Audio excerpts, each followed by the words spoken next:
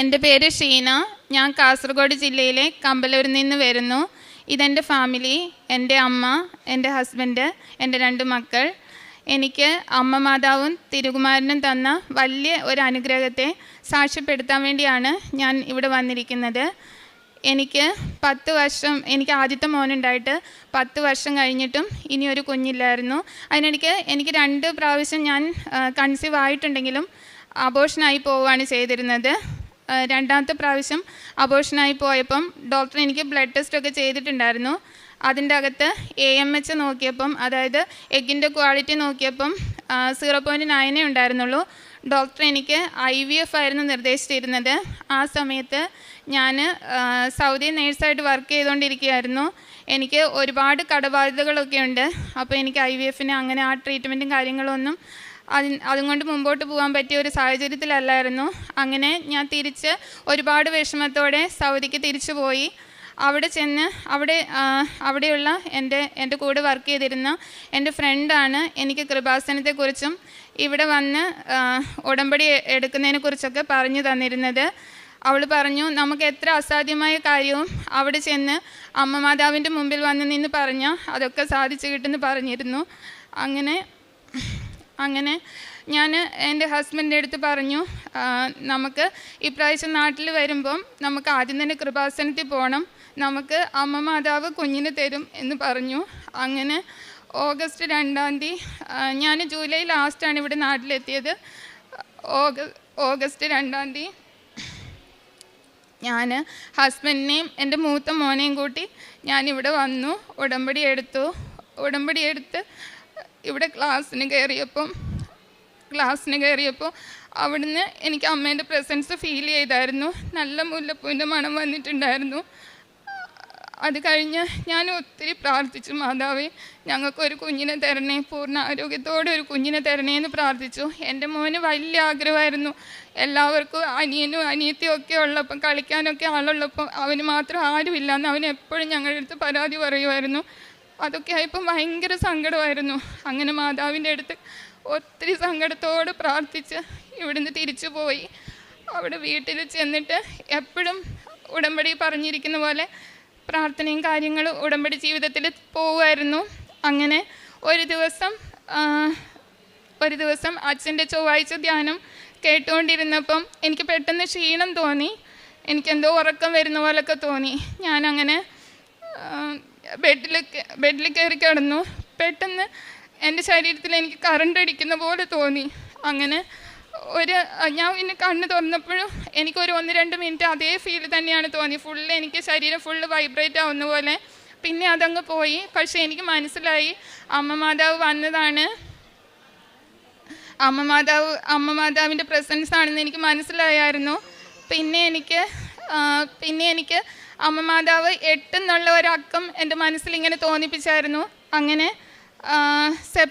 ഓഗസ്റ്റിൽ ഞാനിവിടെ വന്ന് ഉടമ്പടി എടുത്തു. ഓഗസ്റ്റ് 2-ാം തീയതി സെപ്റ്റംബർ 8 എന്നുള്ള ആ അക്കം അങ്ങനെ തോന്നിപ്പിച്ചുകൊണ്ട് സെപ്റ്റംബർ 8-ന് ഞങ്ങൾ ഹിന്ദു ഫാമിലിയാണ്. അന്ന് രാവിലെ എനിക്ക് ഈശോയെ ഒരുപാട് ഇഷ്ടമാണ്. പക്ഷെ മാതാവിനെ അങ്ങനെ ഞാൻ കൂടുതലും ഈശോയോടായിരുന്നു എൻ്റെ കാര്യങ്ങളൊക്കെ പണ്ട് തൊട്ടേ പറയുക. എന്ത് കാര്യത്തിനും ഞാൻ ഈശോയോട് പറഞ്ഞിട്ടേ ഒക്കെ ചെയ്യാറുള്ളൂ. അങ്ങനെയായിരുന്നു. അന്ന് ഞാൻ രാവിലെ പള്ളിയിൽ പോയി പ്രാർത്ഥിച്ച് എന്നിട്ട് പ്രഗ്നൻസി ടെസ്റ്റ് ചെയ്തപ്പോൾ എനിക്ക് പോസിറ്റീവായിരുന്നു.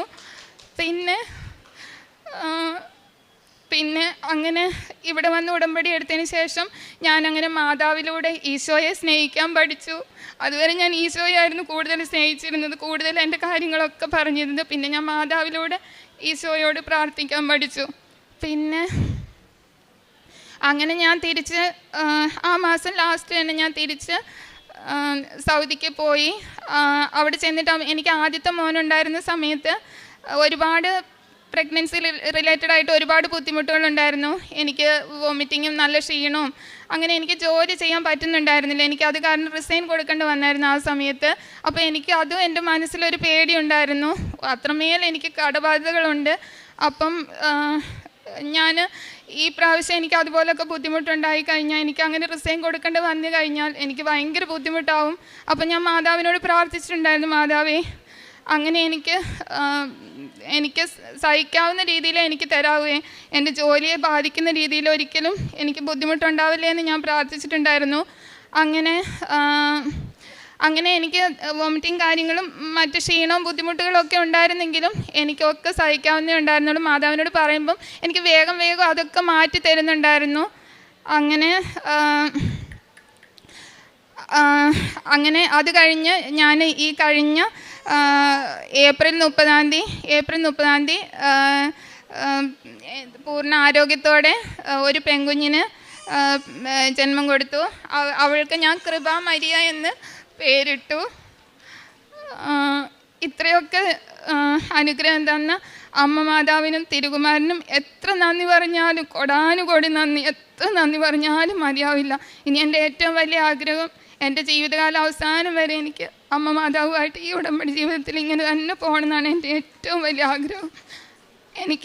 ഞാൻ പറയുന്നൊന്നും എനിക്കൊന്നും സഹായിച്ചു തരണമെന്നൊന്നും ഇല്ല. പക്ഷേ ഈശോയും അമ്മയും അമ്മ മാതാവും നമ്മുടെ കൂടെ ഉണ്ടെന്നുള്ള ആ ഒരിത്, അതിനപ്പുറം നമുക്ക് വേറെ ഒന്നും ആവശ്യമില്ല. എനിക്ക് അഥവാ ഈ കുഞ്ഞിനെ കിട്ടിയില്ലെങ്കിൽ പോലും എനിക്ക് അത്രമേൽ അമ്മ മാതാവ് ഈശോയും ആ കൂടെയുള്ള ആ ഫീല്, അത് വേറെ ഒരിത് തന്നെയാണ്.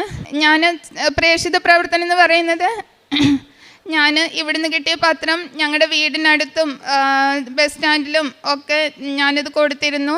പിന്നെ എൻ്റെ അടുത്ത് ആര് ഇച്ചിരി നേരം വന്നിരുന്നാലും ഞാൻ അവരോടൊക്കെ ഈശോയെയും മാതാവിനെ പറ്റിയും കൃപാസനത്തെ പറ്റി ഇവിടെ വന്ന് ഉടമ്പടി എടുക്കുന്നതിനെക്കുറിച്ചൊക്കെ ഞാൻ പറഞ്ഞു കൊടുക്കുമായിരുന്നു. പിന്നെ കാരുണ്യ പ്രവൃത്തി എന്ന് പറയുന്നത് എല്ലാ മാസവും എൻ്റെ മാസ ശമ്പളത്തിൽ നിന്ന് ഒരു ഭാഗം ഞാൻ കാരുണ്യ പ്രവൃത്തിക്ക് വേണ്ടി മാറ്റി വെച്ചിരുന്നു.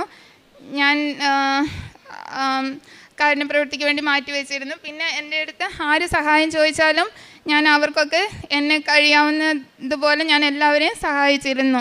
പിന്നെ എനിക്ക് പ്രഗ്നൻസീൻ്റെ സമയത്ത് വേറൊരു കോംപ്ലിക്കേഷൻ എന്ന് പറയുന്നത് മൾട്ടിപ്പിൾ ഫൈബ്രോയിഡ്സ് ഉണ്ടായിരുന്നു. അപ്പോൾ അത് കാരണം എനിക്ക് പ്രീ ടൈം ഡെലിവറി, കുഞ്ഞിന് ഗ്രോത്ത് റിട്ടാർഡേഷൻ, കുഞ്ഞിന് വളർച്ചക്കുറവും അങ്ങനെയൊക്കെ വരാനുള്ള സാധ്യത, ഒരുപാട്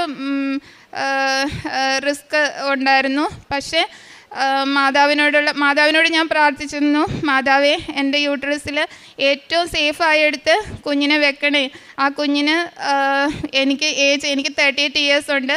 അപ്പോൾ എൻ്റെ ഏജും എൻ്റെ ഫൈബ്രോയിഡ്സിൻ്റെ ഇതും മറ്റ് ശാരീരിക പ്രശ്നങ്ങളൊന്നും ആ കുഞ്ഞിനെ അഫക്റ്റ് ചെയ്യാതെ ഏറ്റവും ഒരു കുറവും കൂടാതെ പൂർണ്ണ ആരോഗ്യത്തോടെ തരണേന്ന് മാതാവിനോട് പ്രാർത്ഥിച്ചായിരുന്നു. അതിൻ്റെ ഫലമായി അങ്ങനെ തന്നെ ഞാൻ പറഞ്ഞതുപോലെ തന്നെ മാതാവ് പൂർണ്ണ ആരോഗ്യത്തോടെ എനിക്ക് കുഞ്ഞിനെ തന്ന് അനുഗ്രഹിച്ചു. അമ്മ മാതാവിന് തിരുകുമാരനും കോടാനുകോടി നന്ദി. ഏഷ്യ പ്രവാചകന്റെ പുസ്തകം 12-ാം അധ്യായം 5 മുതലുള്ള വാക്യങ്ങൾ. കർത്താവിന് സ്തുതി പാടുവിൻ, അവിടുന്ന് മഹത്വത്തോടെ പ്രവർത്തിച്ചു. ഭൂമിയിലെല്ലാം ഇത് അറിയട്ടെ. സിയോൻ വാസികളെ ആ തട്ടഹസിക്കുവിൻ, സന്തോഷത്തോടെ കീർത്തനങ്ങൾ ആലപിക്കുവിൻ. ഇസ്രയേലിൻ്റെ പരിശുദ്ധനായവൻ മഹത്വത്തോടെ നിങ്ങളുടെ മധ്യേയുണ്ട്. പരിശുദ്ധ അമ്മയുടെ പ്രത്യക്ഷീകരണ സാക്ഷിയായിട്ട് ഷീന കാസർഗോഡ് തൻ്റെ അനുഭവ സാക്ഷ്യം നമുക്ക് മുമ്പിൽ പങ്കുവെക്കുകയായിരുന്നു. ഷീനയുടെ വാക്കുകളിൽ തന്നെ നമുക്കത് പൂർണ്ണമായിട്ടും മനസ്സിലാക്കൊണ്ട് സാധിക്കും.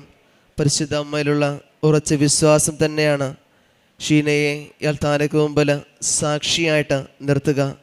തൻ്റെ കൂട്ടുകാരിലൂടെ ഉടമ്പടിയെക്കുറിച്ച് അറിയുകയും ആദ്യത്തെ ഒരു കുഞ്ഞിന് ശേഷം രണ്ടാമതൊരു കുഞ്ഞിന് വേണ്ടിയിട്ട് 10 വർഷത്തേക്ക് കാത്തിരിക്കേണ്ടി വന്നു. അതിനിടയിൽ 2 തവണ കൺസീവായെങ്കിലും അത് അബോർഷനിലേക്ക് പോവുകയാണ് ചെയ്തത്.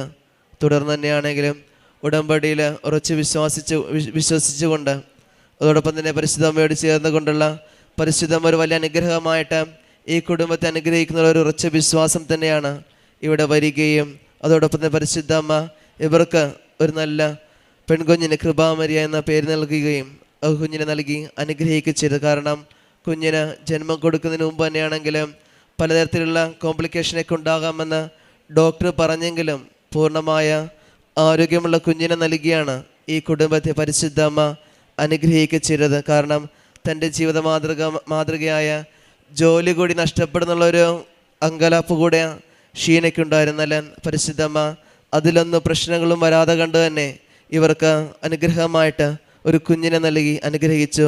അതോടൊപ്പം തന്നെ ഇനി മുമ്പോട്ടുള്ള ഇവരുടെ ജീവിതത്തിൽ പരിശുദ്ധ അമ്മയുടെ പ്രത്യക്ഷീകരണ സാക്ഷികളായിട്ട് ഇവരെ ഇനിയും പരിശുദ്ധ അമ്മ ഉയർത്തട്ടെ എന്ന് നമുക്ക് പ്രാർത്ഥിക്കാം.